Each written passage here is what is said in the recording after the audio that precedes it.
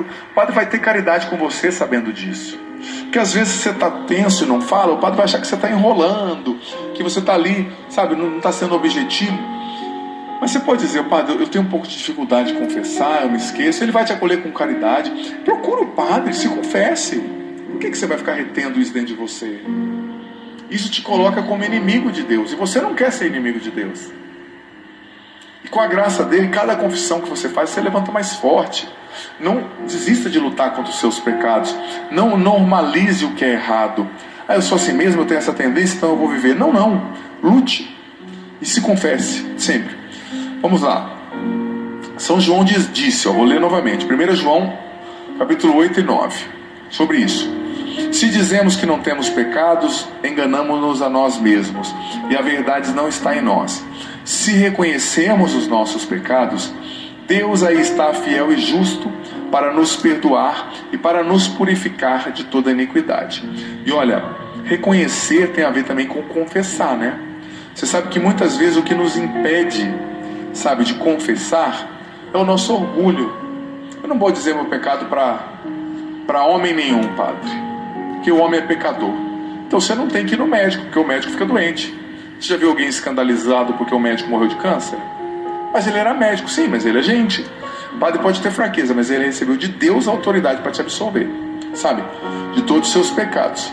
E olha só, a humildade e a obediência nos faz encontrar ali um outro ser humano e dizer, entendendo que Jesus age naquele padre, e o sacramento é ministrado por Jesus em si, na pessoa do sacerdote.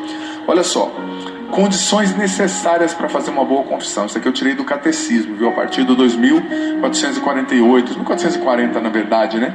A seção que fala dos sacramentos de cura ali no catecismo da igreja, que está aqui, ó, o amarelinho, o padre trouxe aqui, se precisar eu leio, mas está tudo tirado de lá, né? O que é necessário para uma boa confissão? Em primeiro lugar, um bom e honesto exame de consciência. Eu postei lá no meu canal, youtube.com/Padre Adriano Zandoná, um exame de consciência maravilhoso para te ajudar a fazer sua confissão. Então faça o exame de consciência, ouça, escreva, anote, pense nos pensamentos, nos sentimentos, nos atos, nas omissões. Escreva. Hoje eu me confessei. O homem Aparecida do Norte confessar. Às vezes as pessoas, que é pertinho, né? A gente está do lado de Aparecida, então eu usufruo dessa graça, né? Do santuário Casa da Mãe. Às vezes as pessoas assustam, eu tento até chegar paisana, mas com quase 2 metros é difícil. Padre, o senhor aqui é? Padre, confessa. A gente precisa confessar. E antes de fazer minha confissão, eu fiz um bom exame de consciência. E me lembrei, gente, de coisas da minha época de seminário, da juventude. Por quê? Porque eu quero estar purificado diante de Deus, né? Eu quero estar com o coração livre, aberto diante dele. Então foi maravilhosa a minha confissão. Então, primeiro, um bom exame de consciência. Parar, pensar, anotar, né? Depois, outra condição necessária para fazer uma boa confissão: arrependimento sincero por ter ofendido a Deus e o próximo. Sem arrependimento, a confissão não é eficaz. Mas veja bem, arrependimento não é um sentimento, tá? Aí eu não me sinto arrependido. Às vezes você não se sente, mas o fato de sair da sua casa e ir até o padre é um ato de arrependimento. O fato de você falar, Senhor, me dá a graça de eu não cometer mais esse pecado, é um ato de arrependimento. Não é só o sentimento, são as atitudes, né? O fato de você, por exemplo, você cometeu um pecado de adultério, digamos, e você bloqueou aquela pessoa, você mudou de contato, você saiu da rede social, isso é um ato de arrependimento, de ódio ao pecado, como dizia Lorenzo Scupoli, né? Você tem que ter atos de ódio ao pecado, porque senão, amado, amada, você não está mostrando o arrependimento, que pode ser um sentimento. Tem gente que é manteiga derretida, né? Chora em batizado de boneca, e tem gente que é mais frio. Eu não sou de sentir, mas eu tenho atitudes de arrependimento. E eu sei que isso é necessário e suficiente também, né? Se você não é uma pessoa tão sensitiva. Terceira coisa muito importante para a confissão ser boa, para fazer uma boa confissão: firme propósito diante de Deus de não pecar mais, de mudar de vida, de se converter. Padre, mas eu confessei, eu tenho essa fraqueza, talvez eu caia de novo. Mas tenha pelo menos o desejo, 5% de desejo. Padre, eu vou receber essa absorção e vou tentar outras formas, eu vou lutar de maneira diferente, sabe? É importante. Firme propósito de não pecar mais. Quarta realidade, importante, 1, 2, 3, 4, isso mesmo, fazer a confissão objetiva e clara a um padre, né? Que, eu fiz o exame de consciência, eu estou arrependido, mas eu vou lá e não falo direito. Opa, não é uma confissão boa. E dá nome: padre, eu cometi esse pecado. O padre não vai te julgar, não fica dando volta, despeja, nós estamos aqui para isso, nós vamos te absolver. E confissão não é direção espiritual, você não vai lá para desabafar, você vai para dizer os seus pecados, receber absolvição e ser perdoado. Depois você pode marcar num outro momento uma direção espiritual, entendeu? Isso às vezes irrita os padres também, sabe? Porque as pessoas não sabem confessar. Eu vim aqui para desabafar. Não, filho, você veio aqui para confessar. Marca depois uma direção, aí eu vou poder te ajudar, né? Mas se confessa objetivamente. Uma boa confissão objetiva não pode durar mais de 10 minutos, gente, porque é você acusar o pecado, é só isso, sabe? E último requisito: cumprir a penitência que o padre indicar, né? Para a confissão seja satisfatória, você precisa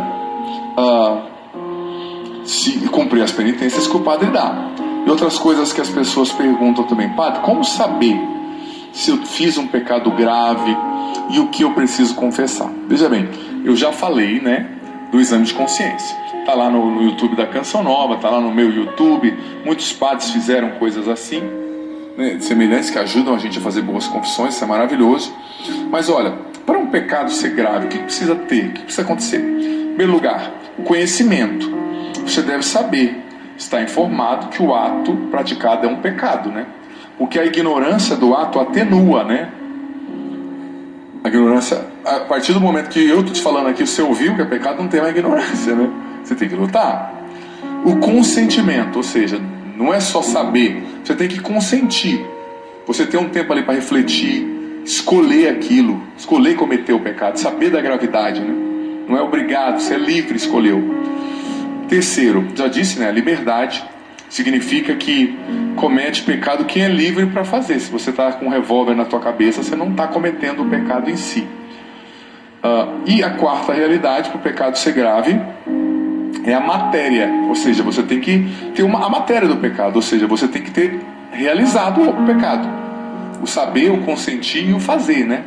Uma matéria, ter praticado uma ofensa grave a Deus, aos mandamentos da igreja, ao próximo, né?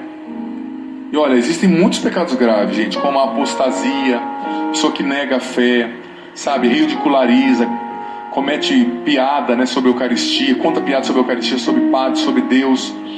E, sabe, muitas coisas. A gente tem que fazer o exame de consciência, escrever e buscar o sacerdote. E quais são os frutos de se confessar? O catecismo responde também, né, constantemente. Toda a confissão apaga os nossos pecados, gente.